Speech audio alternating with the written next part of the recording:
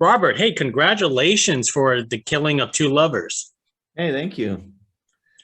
Hey, so tell us where the original idea came from for the script. Yeah, the original idea kind of percolated from I've been married for about 20 years now, and many of my friends had been married about that long as well, family members as well. But some of them started to separate, and some of them didn't. Some of them worked through it. But what I was so taken by was some of my male friends, how out of character they acted, how they handled this kind of aspect in their lives. Many of them acted way out of character and inappropriate, and I was kind of like, what are you doing? And I came to understand through conversations and through kind of researching what was going on as well. I started to read articles about what was happening because I started to get paranoid. I was like, hey, these are people I thought were solid, that we're going to be 80 telling these stories because they had even great meeting stories that were separating. And my wife was just so very casual. I was like, we should be actively making sure this doesn't happen. Then she was like, and she was very like, nah, we're fine. And so even us, we were in different places of like, we could be in danger aspect. But anyways, I began to understand that you give yourself to somebody, it's hard to understand how you'll respond when that begins to crumble. And a lot of my male friends were responding out of that. It was like a characteristic they didn't know. It's like in states of emergency, you're not sure how do you see someone and you go rescue them, or are you frozen? So I wanted to explore that, and I knew I wanted to explore it in the context that I knew when I started writing it that it wasn't about a divorce, but it was about working through a really challenging period of time in a marriage. Now, whether they end up 10 years down the road together, who knows? But I really wanted to focus on the complexity of wanting your partner to be able to grow as a person, but then not wanting to lose them. Like, how do we help each other grow? How do we allow each other to progress? Was it a difficult balancing act to write up characters that are so complex and trying to portray them that none of them are villains in this story? Yeah, it's very complicated. Sapita and I, when she first arrived, talked a lot about Nikki because we only had her for, we had a small budget. We only had her for, I think, 5 days total. But it was very critical for me that the audience understood how much David and Nikki loved each other, and how she wasn't a villain, how this was kind of growth for her, this change where her children needed her less. And I live in an area in Utah where many women stay at home during the child raising periods of time, but then once their kids are in school, they're able to pursue careers, and they make that decision on their own. And so I wanted to get at that kind of complexity, and so it was very challenging, and it would need scenes to be very specific, like the date sequence. And then again, it was the same with Derek. It was discussions with Chris Coy about his character. And luckily he understood it. He was like, this guy's not a villain. He's madly in love with Nikki. And how do Nikki's the one that put him in this situation. She's amazing and he's in love with her. And so they each came at it as actors from the right place, which I was very excited about, because then it would complicate this story, but hopefully in that complication be real to an audience, that somebody in that situation would relate to maybe what aspect they approach it. I was fascinated the fact that you filmed this in a small town, I believe, Kenosha, Utah, which actually set the mood very well because of the spaciousness in the buildings. Could you talk about that?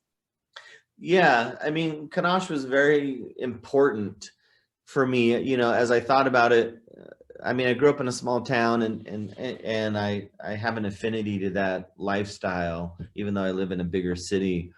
But I was more interested in the complicated aspect. I knew if, I had friends again here where I lived who separated, and then they don't see their spouse, their ex, until they if they have children, then it's a transfer of children.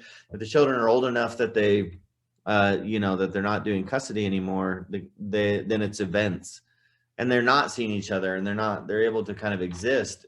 In Kanosh, it's different because you'll see your ex-wife coming home, or you'll see her at the one grocery, it's not even a grocery store, it's called the Mercantile. And so there's going to be a constant, and there's going to be a need, if you separate, to figure out how to have a civil relationship, because there's no getting out of it unless somebody moves. Yeah. Throughout the entire movie, and I think I could still hear the creaking and clicking sound in my head, and I know you did that on purpose. Could you talk about the significance of that for ourselves? Yeah, I mean, Peter and I talked a lot about how we can establish empathy for David. I mean, that was the question really from the writing standpoint, was, can I open the film introducing such an awful human being, and by the end of it, you have empathy for him and the circumstance.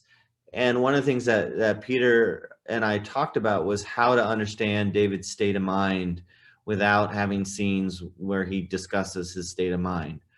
And so very early on, Peter really wanted to use the things that were constant in David's life. He said, hey, Robert, there's 84 door opening and closing on that truck in the movie. Maybe we should use it because David is constantly hearing that. Maybe it also is a regular sound in his mind. And he found sounds of metal moving and wood moving. And like, David being a handyman, let's use all of those sounds, that the chaos of his life is the things that are consistently in it. And I was very, very excited by that. And I thought it would really help the audience understand the turmoil that he's constantly dealing with. The farther he gets away from his children, the more the chaos comes in. Absolutely. And speaking of the truck has a lot of scenes in the film, especially long takes with the truck. Talk about filming in that truck and its long takes, your style. Yeah, I mean, long takes are definitely things that I'm exploring. I've explored earlier films where it was kind of long takes for the sake of long takes, like durational cinema and slow cinema I really like. With The Killing of Two Lovers, I really wanted to explore whether it forced an audience to be present the entire time. And then secondly, I didn't really know, I just felt like the cutting would prioritize people. And I didn't know that in any scene, David was more important than Nikki, or David more important than the kids, or the kids more important than David. And I began to think about the idea that, well, if we contain him in a space and we don't cut away, then the audience can navigate who they're watching, and who they relate to. Maybe if they've gone through a divorce themselves, or as a kid, their parents went through a divorce, maybe they would relate more with Jess. And so they would just want to watch how Jess is responding because that's how they were responding. And so it began to feel very appropriate in this film. And then the other aspect was, you couldn't run away. I find, like, when I watch the British episodes of the British Office, like, 5 minutes in, I'm like, whoa, what's in the refrigerator? I immediately have to walk away because the moment is so tense. And I thought, oh, maybe we could apply those same ideologies, that there's no escape, and cuts in many ways allow for an aspect of escape because you're cutting away from the tension. Absolutely. And let me bring up one more thing. I would love to talk about the cast, but I would rather talk about the kids in the film, because I'm actually fascinated that you let the kids be kids, and that created sort of like much more realism towards it. Could you talk about working with these kids? Yeah, I mean, the three boys, those are mine. And we've made a couple films, like some shorts together. And what I like about what they do as an ensemble is that they really like the touch, the movement, the feel, like, the getting in the car, for example, the comfort of climbing over each other because they're so well aware. And immediately when we got on set, and Avery, who plays Jess, she piled them into the golf cart that we had and took them, and they just spent the day together and quickly became siblings. And so I really wanted that, you know, for me, it was very important that we understand that David's a good father.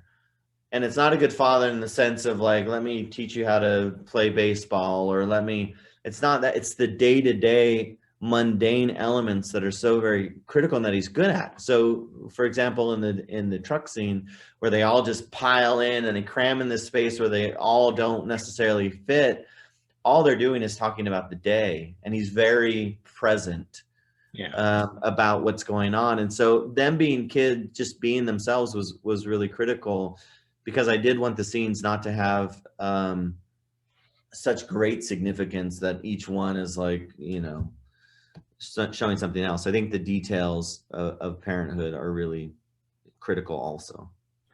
Well, Robert, hey, thank you for speaking with us. This is a very powerful, emotional story, and thank you for bringing this. Oh, thank you. Thank you, man.